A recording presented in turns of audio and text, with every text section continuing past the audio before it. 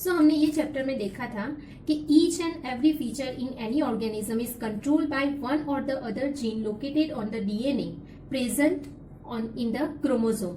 It means कि chromosome में DNA present होता है और डीएनए की सीक्वेंस से जीन बनता है, राइट। और हर एक कैरेक्टर या हर एक ट्रेट या कोई भी जो फीचर्स होता है वो कंट्रोल होता है पर्टिकुलर जीन से, राइट।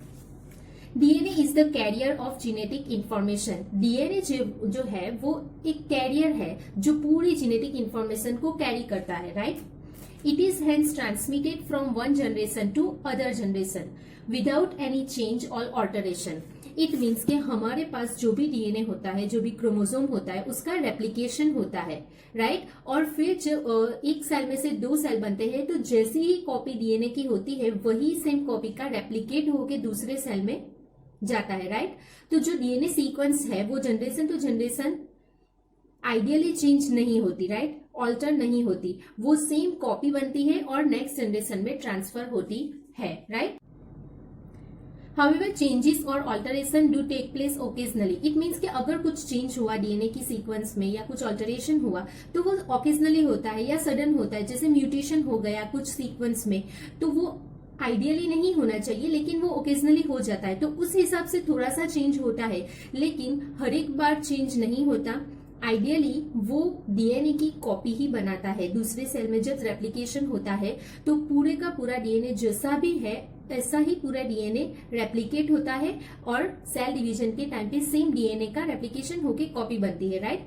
तो जो डीएनए है वो सेम ट्रांसफर होता है जनरेशन टू जनरेशन, राइट।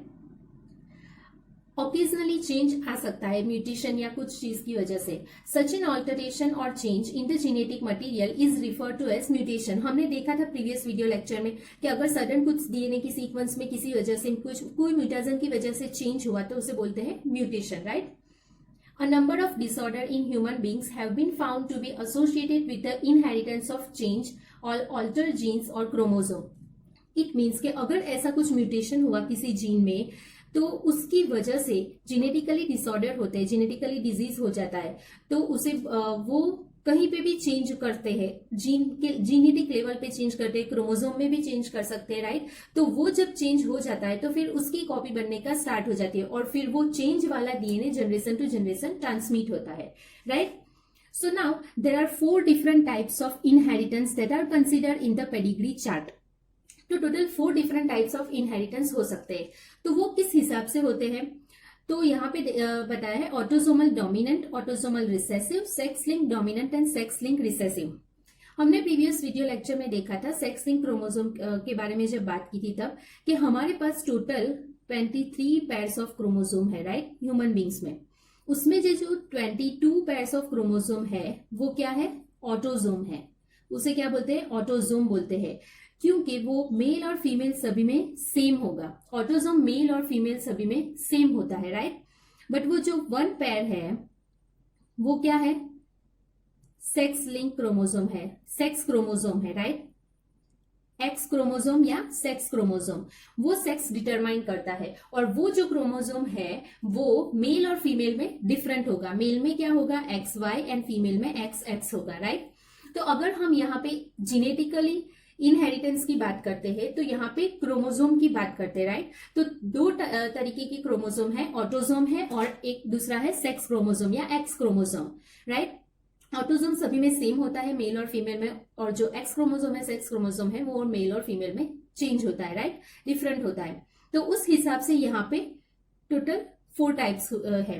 दूसरी एक चीज हमने देखी थी कि कोई भी कैरेक्टर हो या कोई भी ट्रेट हो उसकी 2 टाइप्स होते हैं, डोमिनेटिंग और रिसेसिव, राइट। क्योंकि यहाँ पे पेयर्स में प्रेजेंट है क्रोमोसोम तो सभी जीन का भी पेयर होगा, उसमें से कभी कभी डोमिनेटिंग होता है, एक रिसेसिव होता है अगर हेटेरोजाइगस हुआ तो। अगर होमोजाइगस है तो दोनों डोमिनेटिंग होंगे, दोनों रिसेसिव होंगे, राइट। बट उसकी वजह से टोटल कितने टाइप के यहाँ पे इनहेरिटेंस है, 4 टाइप्स के। ऑटोसोमल डोमिनेंट जो ऑटोसोमल क्रोमोसोम से और डोमिनेटिंग जीन की वजह से डिसऑर्डर होता है उसे बोलते हैं ऑटोसोमल डोमिनेंट। दूसरा है autosomal recessive, sex link dominant and sex link recessive, sex link recessive, right. तो उसके नेम के हिसाब से हमें पता चलता है कि किस टाइप का डिजीज है, किस टाइप का डिजीज इनहेरिटेंस हुआ है, राइट। तो उस हिसाब से टोटल 4 डिफरेंट टाइप के यहाँ पे इनहेरिटेंस कंसिडर किए हैं पेडिग्री चार्ट में। तो अगर हमें कोई डिजीज की हिस्ट्री को स्टडी करना हो तो हम हिस्ट्री स्टडी करेंगे, लेकिन हमें पता कैसे चलेगा कि ये जो डिजीज है वो ऑटोसोमल डोमिनेंट है या सेक्स लिंक्ड डोमिनेंट है या सेक्स लिंक्ड रिसेसिव है, राइट। तो उसके लिए एक छोटी सी ट्रिक है। तो वो कैसे पता चलता है? अगर जनरेशन टू जनरेशन में affected individual in each generation, it means कि जनरेशन टू जनरेशन हर एक जनरेशन में कोई ना कोई इंडिविजुअल अफेक्टेड हो ही रहा है, तो वो जो होगा वो डोमिनेंट होगा, वो जो इनहेरिटेंस होगा वो डोमिनेटिंग होगा, राइट।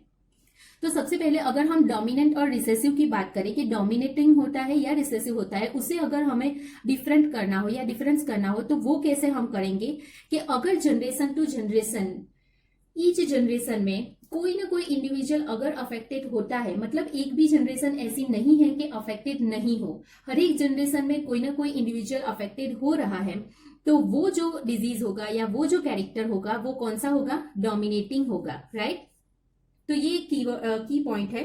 दूसरा है अगर रिसेसिव हुआ, अगर डिजीज या कैरेक्टर रिसेसिव हुआ तो वो कैसे अफेक्ट करेगा? Skipping of affected individual in generation. मगर इट मीन्स कि अगर एक जनरेशन को डिजीज हुआ है, राइट, तो उसके बाद की जनरेशन पे कहीं पे भी डिजीज नहीं दिखा, लेकिन उसके बाद की जो थर्ड जनरेशन है उसमें फिर से डिजीज दिखा, राइट।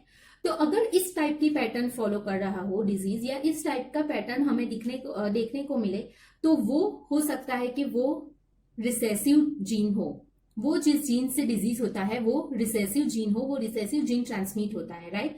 तो उसकी वजह से इस टाइप की पैटर्न देखने को मिलती है। सो नाउ क्लियर कि अगर डोमिनेटिंग जीन होगा, अगर डोमिनेटिंग कैरेक्टर होगा तो हर एक जनरेशन में कोई ना कोई अफेक्टेड होगा, कोई ना कोई इंडिविजुअल हर एक जनरेशन में अफेक्टेड होगा।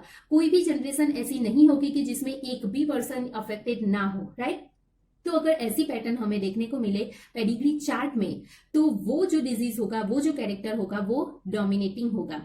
अगर हमें ऐसा चार्ट में देखने को मिले कि skipping of affected individual in generation, मगर कोई एक जनरेशन ऐसी है कि उसमें किसी को भी नहीं हुआ डिजीज या कोई भी कैरेक्टर शो नहीं कर रहा हो, तो वो जो जनरेशन स्कीपिंग जनरेशन अगर ऐसा अफेक्टेड होता है तो वो कौन होता है? रिसेसिव जीन होता है, राइट। तो यहां पे क्लियर हो गया कि डोमिनेटिंग जीन कब होता है और रिसेसिव जीन कब होता है, राइट। नाउ नेक्स्ट, ऑटोसोमल है या सेक्स लिंक है, वो कैसे हम फाइंड आउट करेंगे? तो ऑटोसोमल होगा तो daughter and son both affected, it means के इक्वली अफेक्शन होगा, डॉटर को भी अफेक्टेड होगा और सन को भी अफेक्टेड होगा अगर ऑटोसोमल होता है तो। क्यों? क्योंकि ऑटोसोमल जो क्रोमोसोम होते हैं, जो जीन ऑटोसोमल क्रोमोसोम पे प्रेजेंट होते हैं वो दोनों में सेम ट्रांसफर होता है, राइट, क्योंकि वो दोनों में सेम होता है। तो अगर ऑटोसोमल डिजीज हुआ तो डॉटर और son both are affected, it means के दोनों में इक्वली अफेक्टेड हो गए, डॉटर और सन दोनों, राइट। बट अगर सेक्स लिंक हुआ, अगर सेक्स लिंक डिजीज हुआ या सेक्स लिंक डोमिनेटिंग और रिसेसिव कुछ भी अफेक्शन होता है तो वो कैसी पैटर्न फॉलो करेगा? फादर से डॉटर में आएगा और मदर से सन में आएगा, राइट। अगर ये कैसे आता है वो हम आगे देखेंगे कि बट ये की पॉइंट है कि इसकी ये की पॉइंट से आप जज कर सकते हो या आप फाइंड आउट कर सकते हो कि ये जो डिजीज है वो ऑटोसोमल है, सेक्स लिंक है, डोमिनेटिंग है या रिसेसिव है, राइट। अब हम ये चारों डिफरेंट टाइप के जो इनहेरिटेंस है उसे हम डिटेल में देखेंगे विथ एग्जाम्पल, राइट। तो फर्स्ट क्या है? Autosomal dominant.